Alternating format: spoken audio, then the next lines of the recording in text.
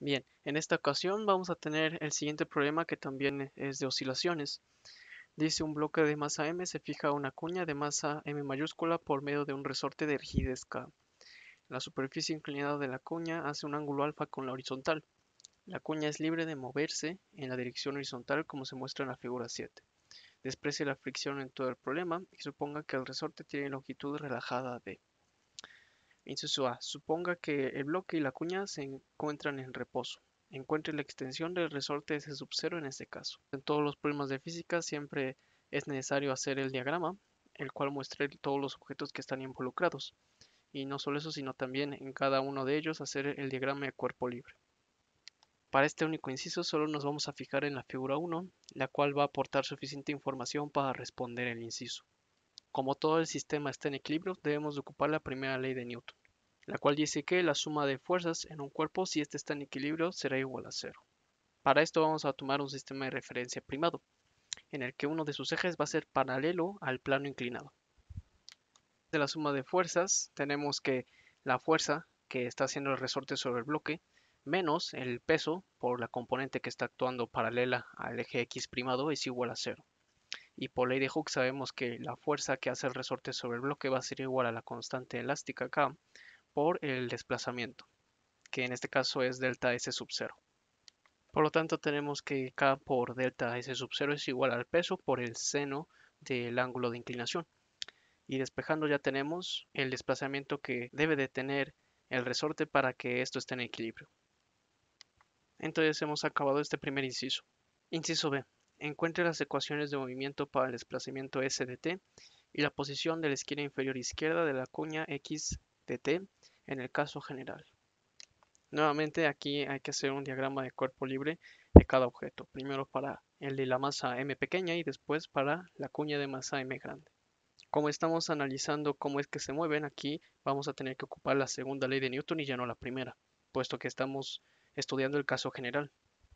Para estudiar cualquier movimiento se necesita siempre un sistema de referencia, que en este caso vamos a tomar como el suelo. Si analizamos la segunda ley de Newton para cada objeto, vamos a tener las siguientes tres ecuaciones.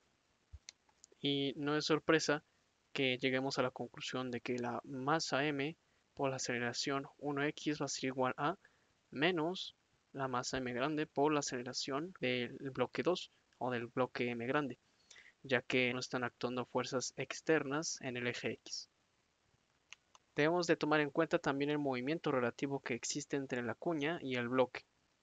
Por ecuaciones de movimiento relativo vamos a tener que la aceleración del bloque con respecto a la cuña va a ser igual a la aceleración del bloque menos la aceleración de la cuña, medido todo esto desde el sistema.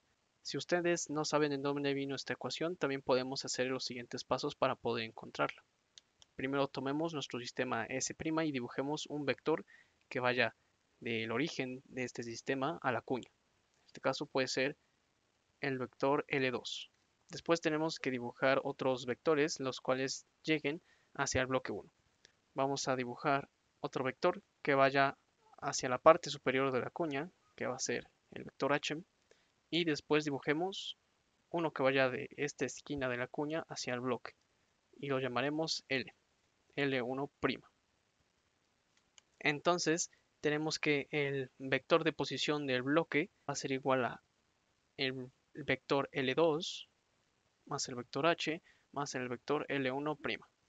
Si nosotros derivamos dos veces, vamos a obtener que la aceleración del bloque es igual a la aceleración de la cuña. Y si nosotros derivamos dos veces la altura h, como la altura h es una constante, esto debe de dar igual a cero. Entonces al final solo nos va a quedar más la aceleración del bloque 1 primado. Y llegamos exactamente a la misma ecuación.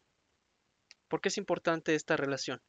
Bueno, nosotros debemos de fijarnos que la aceleración A1' está restringida, al igual que la aceleración 2. La aceleración 2 está restringida ahí solo en el eje X, mientras que la aceleración 1' está restringida solo a moverse a través del plano inclinado. Entonces, vectorialmente tenemos que la aceleración 1' va a ser igual a la magnitud A1' por el coseno de alfa por i menos el seno de alfa por j. Y también la aceleración 2 va a estar restringida a moverse solo en el eje X, por eso le ponemos solo el vector Y. Gracias a las ecuaciones de movimiento relativo, nosotros ahora podemos determinar cuál es la aceleración 1. Y en componentes vamos a tener lo siguiente, que la aceleración 1 en X va a ser igual a la magnitud de la aceleración 1 primada por el coseno, más la aceleración en 2, y la aceleración 1y va a ser igual a menos a1' por el seno. El objetivo de plantear todas estas ecuaciones de movimiento relativo es llegar a esas dos ecuaciones, ya que si nosotros trabajamos con este sistema, nosotros podemos eliminar todos los términos los cuales contengan a a1'. Si nosotros tomamos la primera ecuación y si la multiplicamos por el seno, y después agarramos la segunda ecuación y la multiplicamos por coseno y sumamos todo, se nos van a eliminar los términos que tengan a1'.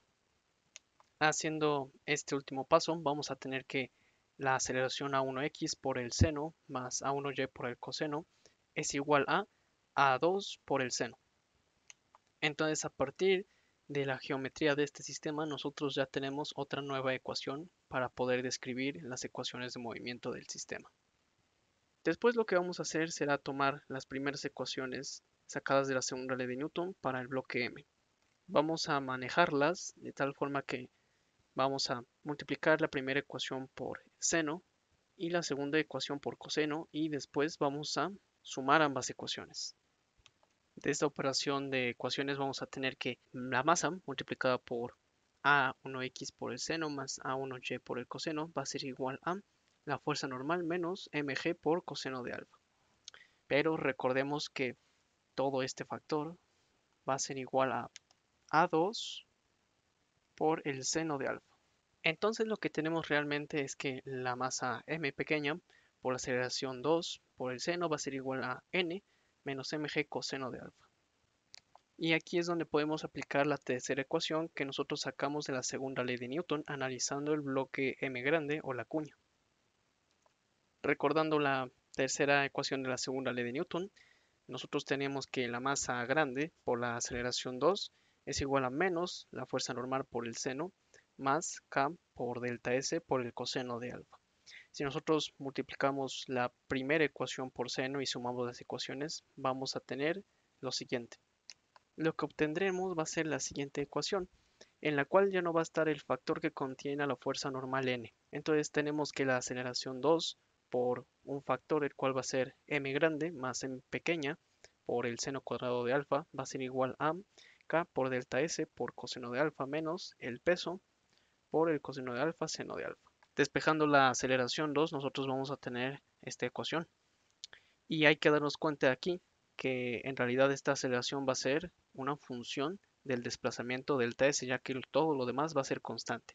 Tenemos que la constante elástica, las masas y también el ángulo de inclinación del plano es constante. Y aquí es donde nosotros podemos ocupar un principio que hemos estado usando en problemas anteriores de oscilaciones. Podemos estudiar cuál es el incremento en la aceleración alrededor de un punto de equilibrio. Planteando la ecuación del incremento en la aceleración, tenemos que el incremento de la aceleración 2 será igual a la aceleración 2 evaluada en el punto de equilibrio más un desplazamiento, en este caso es delta minúscula s, menos la aceleración evaluada en el punto de equilibrio. Pero en el punto de equilibrio la aceleración va a ser igual a 0. Entonces tenemos que el incremento en la aceleración será igual a la aceleración evaluada en el punto de equilibrio más delta s. Del lado derecho de esta ecuación nosotros vamos a tener el desarrollo de todo esto. Pero recuerden que k por s sub 0 nosotros ya la habíamos definido como m por g por seno. Entonces realmente lo que nosotros vamos a tener en el incremento será lo siguiente. Y en esta ecuación hay que darnos cuenta de que se van a repetir dos términos, solo que uno de ellos va a ser negativo y el otro positivo. Por lo que estos dos se van a cancelar entre sí. Al final vamos a tener que el incremento en A2 va a ser igual a K por delta S por el coseno de alfa entre M más M por seno al cuadrado de alfa. Entonces tenemos que la aceleración 2 va a ser igual a K por delta S coseno de alfa entre M grande más M pequeña por seno cuadrado de alfa. Pero nuevamente por la geometría del problema nosotros que tenemos que delta S también puede ser descompuesta en componentes X y Y.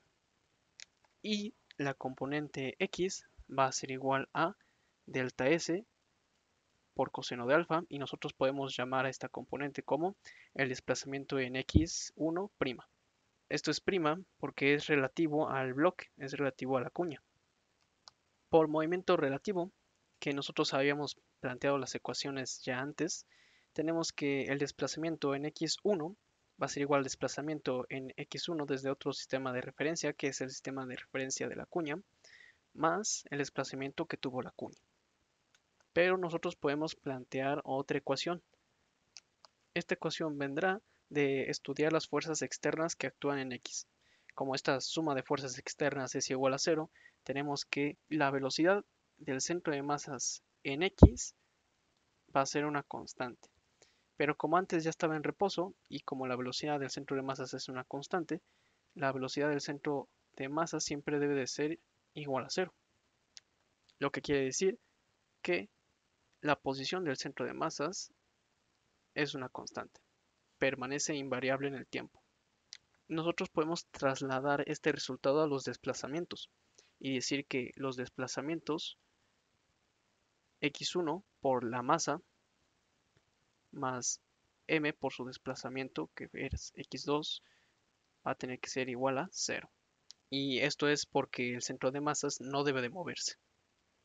Y al final tenemos que el desplazamiento x1 va a ser igual a menos m entre m pequeña por el desplazamiento en 2.